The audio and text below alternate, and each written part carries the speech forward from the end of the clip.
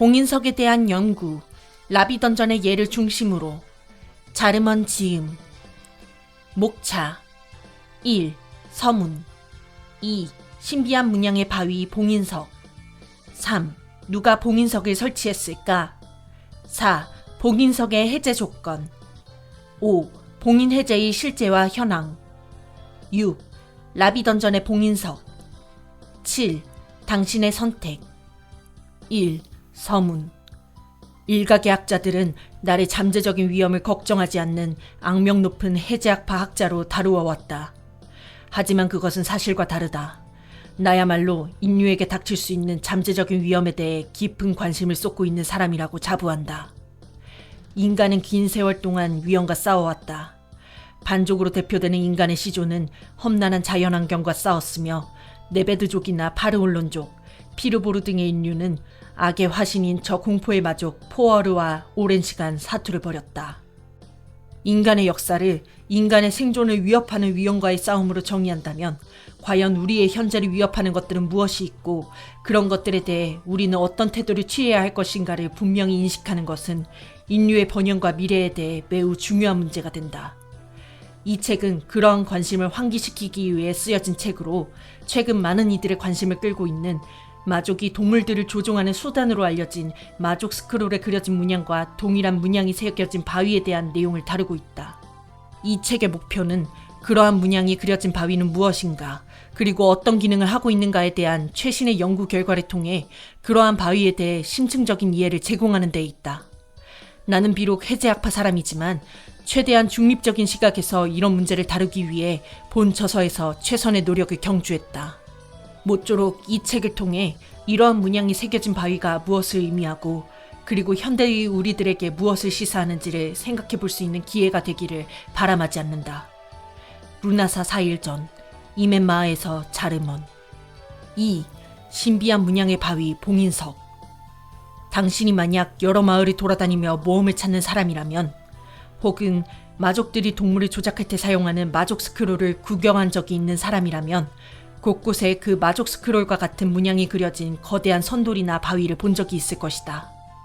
이러한 바위의 존재가 처음 알려지기 시작한 것은 투아 대 다난족을 필두로 하는 인류가 번영하면서 삶의 영역을 넓혀간 모이투라 전투 이후의 일로 이런 바위는 시간의 지남에 따라 점점 더 많은 숫자가 보고되고 있는 형편이다. 정밀한 편은 아니지만 분명히 마족 스크롤에 쓰인 문양과 동일한 모양의 문양이 솜씨 있게 새겨져 있는 이 바위는 발견된 장소마다 다양한 크기를 하고 있으나 대체로 집채만 하다는 표현이 어울릴 만큼 큰 크기를 하고 있다. 이것을 연구 또는 정치적인 목적으로 가까운 마을로 옮기고자 하는 노력도 번번이 시도되었지만 여러 마리의 소나 말로도 이 바위를 끌어내는 것은 무리였다. 그렇다면 과연 이렇게 커다란 바위는 어떤 이유로 이런 장소로 옮겨져 문양이 새겨진 것일까? 에린 유수의 마법학자들의 검사와 실험 결과 이 바위에는 외력에 대한 방어 주문이 걸려 있다는 사실이 밝혀졌는데 이 방어 주문은 바위를 움직이거나 파괴하는 것에 저항하는 역할을 하고 있다. 더 놀라운 것은 이 바위 근처에 가면 비슷한 형태의 상형 메시지를 들을 수 있다는 점이다. 그것은 레스 페르구스 인보크 투스 시알린. 우리의 일상 언어로는 강한 힘을 가진 사람만이 봉인을 해제할 수 있다 였다. 그렇다. 이것은 다름이 아닌 봉인을 위한 목적으로 만들어진 봉인석이었던 것이다. 투시 마법을 통해 이러한 봉인석이 인근 던전 등의 구조물의 입구를 막고 있다는 사실을 확인하면서 학자들은 이것이 특정 지역으로의 출입을 통제하는 역할을 하는 일종의 아티팩트라는 결론에 도달할 수 있었다. 3. 누가 봉인석을 설치했을까? 이러한 봉인석의 또 하나의 특징은 봉인석이 설치되어 있는 위치. 모래사장이나 초원 등 근처에서 바위를 구하기 힘들거나 전혀 바위가 없을 것 같은 지역에도 이러한 봉인석이 자리 잡고 있다는 점은 현 시대에도 여전히 수수께끼로 남아있다. 몇몇 마법학자들은 이에 대해 봉인 자체가 외력에 대한 저항을 가지도록 마법적인 처치가 되어 풍화나 침식에도 견딜 수 있었던 것 아니겠냐는 가설을 내놓고 있기도 하다. 그렇다면 이런 바위를 수준 높은 마법력을 들여 설치한 사람들은 누구일까? 아직 학자들이 큰 관심을 기울이지 못했던 발견 초기부터 주변의 경관과 묘한 부조화를 이루는 이런 바위 모양의 봉인은 그 위화감 때문에 다양한 소문을 퍼뜨리고 많은 사람들의 이야깃거리가 되었다. 그중 가장 유명한 것은 마족에 의한 봉인석이라는 가설로, 이것은 바위의 표면에 누구나 쉽게 알아볼 수 있는 마족 스크롤과 같은 문양이 새겨져 있는 것으로 보아 바위가 분명 마족에 의해 만들어진 유적이 분명하다고 주장하는 설이다. 이 가설은 연구 초기에 상당한 설득력을 가지고 받아들여졌으나 4년 메시지가 다른 종족이 아닌 인류가 사용한 마법 언어의 형태를 띠고 있었다는 점에서 곧 그 타당성이 부정되었다. 정작 봉인석의 설치에 대한 중요한 단서는 모이투라 전투 이후 에린 전역의 새로운 문명의 재건이 이루어지면서 만들어진 관련 기록이 지고 있었다. 이 기록은 봉인석의 설치에 대해 진행되었던 논의를 일거에 불식시켰는데, 이 사료에 의하면 포어르와의 긴 전쟁이었던 모이투라 전쟁이 끝난 이후 특정 지역에서 포어르의 하수로 보이는 마족들의 출현이 빈번해진다는 보고가 일어나면서 에일리의 왕국에서 마족에 의한 주민들의 피해를 최소화하기 위해 왕국 마법사나 드루이드로 하여금 마족들이 출몰하는 위험한 장소에 마법적인 장치가 되어 있는 봉인을 하도록 조치하였다는 것이다. 또한 이 당시 수발된 공문서와 드루이드들의 활동을 기록한 자료에도 역시 힘의 분리와 제어에 관련된 기록이 현저히 증가했다는 점은 이러한 사실을 뒷받침하고 있었다. 그 결과 이러한 봉인석은 옛 선현들에 의해 만들어져 박혀졌다는 것이 오늘날 학계에서의 정설이다. 당시 취해진 이러한 조치는 일반 백성들에게 민생의 안정에 도움을 주는 조치로 큰 환영을 받았지만, 다른 한편으로 모험가나 학자의 탐험이나 연구에 큰 장애물이 된 것 또한 사실이다. 그러나 가장 최신의 연구 결과로는 최근 이 봉인이 절대적인 힘을 가지고 있는 것이 아니라 그것으로 가둔 위험을 감당할 수 있을 만한 영웅의 힘에 의해 해제될 수 있다는 사실이 알려지면서 봉인석에 대한 연구는 새롭게 활기를 띠게 되었다. 다음 장에서는 이러한 내용에 대한 보다 구체적인 서술이 이루어진다. 4. 봉인석의 해제 조건. 앞서 봉인석에서 강한 힘을 가진 사람이 봉인을 해제할 수 있다는 사년 메시지가 나온다는 사실을 지적한 바 있다. 즉, 이것은 애초 주민을 몬스터로부터 보호하기 위해 대대적인 사업으로 봉인석의 설치가 이루어졌지만, 봉인한 대상이 아무리 무서운 위협을 가한다 하더라도 이 위협을 극복할 수 있는 사람에게는 문제가 되지 않는다는 것을 의미한다. 오랜 기간 봉인석을 관찰한 내 의견으로서는 이 강함이라는 것은 바로 체력을 의미하는 것이리라 본다. 그렇다면 왜 하필 위협을 극복할 수 있는 사람에게는 이러한 봉인이 의미가 없다는 메시지를 봉인석 스스로가 내고 있는 것일까? 왜 강한 사람에게는 이러한 봉인이 별다른 어려움 없이 해제될 수 있는 것일까? 그렇다면 이 봉인을 해제하는 것이 옳은 일일까? 봉인의 해제는 과연 어떤 결과를 불러일으킬 것인가? 아쉽게도 여기에 대해서는 아직 일관된 의견이 자리 잡지 못한 채 많은 학자들이 논란을 벌이고 있다. 그러한 논란은 크게 3가지 정도의 종류로 분류해 볼 수 있는데, 보존학파, 보호학파, 해제학파가 바로 그것이다. 이러한 주장은 그 내용에 따라 연구자들의 성향을 구분짓는 중요한 척도가 된다.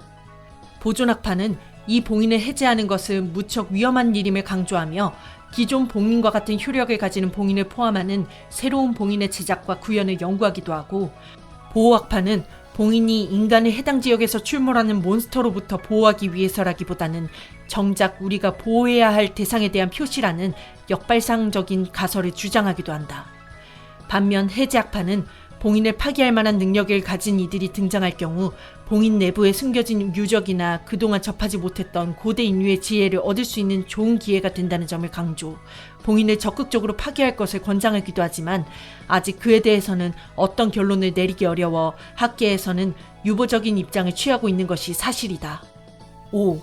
봉인 해제의 실제와 현황. 그러나 최근 에일리의 왕국을 중심으로 별에서 내려온 사람들이란 뜻의 밀레시안이라 불리는 사람들이 이 같은 봉인을 차례로 해제하고 있다.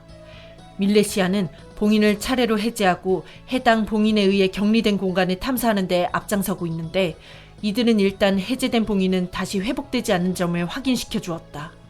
즉, 봉인이 해제된 공간에는 봉인이 요구하는 힘을 가지고 있지 않은 사람도 자유롭게 드나들 수 있다는 것이다. 이 같은 사실이 차츰 퍼지면서 이후 봉인을 처음 해제한다는 것은 사람들에게 강한 힘과 용기, 그리고 모험심을 가진 영웅이라는 증명으로 받아들여지고 있다. 이들에 대해서는 유적을 훼손하고 던전에 비축한 자원을 소모한다는 반응도 보이지만, 이들이 충분히 봉인 내에서 발견되는 마족들과 맞서 싸울 수 있는 능력이 있는 이들이라는 사실에는 재론의 여지가 없다. 6. 라비 던전의 봉인석. 울라 대륙 북부에는 봉인석이 다수 분포되어 있는데, 이 중 주목할 만한 것으로 라비 던전의 봉인석을 소개한다. 라비 던전은 이 던전을 탐험한 무언가의 애칭을 차용한 이름으로 다른 대부분의 던전이 그러하듯이 마법을 동원해 빠른 시간 동안 건축되었던 고대의 전투 요새 라흐가 마법적인 에너지의 영향으로 부작용을 일으켜 생성된 지하 미궁인 것으로 알려져 있다. 라비 던전의 앞에는 역시 봉인석이 자리 잡고 있는데 현재 이 봉인석으로 말미암아 던전으로의 출입이 막힌 상태다. 이 봉인석 역시 다른 종류의 봉인석과 마찬가지로 그 근처에 접근하면 높은 레벨에 도달한 사람만이 이 봉인을 풀 수 있다 라는 상념 메시지를 내보내는데 나는 이 또한 캐릭터 레벨이 일정 수준 이상에 도달한 사람만이 봉인을 해제할 수 있다는 것을 의미한다고 보고 있다. 즉, 이 봉인을 풀고 던전 안으로 들어가기 위해서는 그에 맞는 캐릭터 레벨이 필요하다는 것이다. 여러 가지 방법을 통해 조사해 본 바로 나는 이 봉인을 풀 수 있는 레벨을 수치로 환산하면 약 35 정도 이상이 되지 않을까 판단하고 있다. 물론 캐릭터 레벨이 35가 넘는다는 것은 보통 사람이 가능한 것이 아니다. 체력이 그런 정도로 강한 사람은 드물다. 하지만 그렇다고 불가능하다고만은 말할 수 없다. 7. 당신의 선택. 앞서 봉인석의 봉인을 해제하는 데에 대해 3가지 정도의 학파가 논란을 벌이고 있음을 설명한 바 있다. 당신은 이들 중 어떤 쪽인가?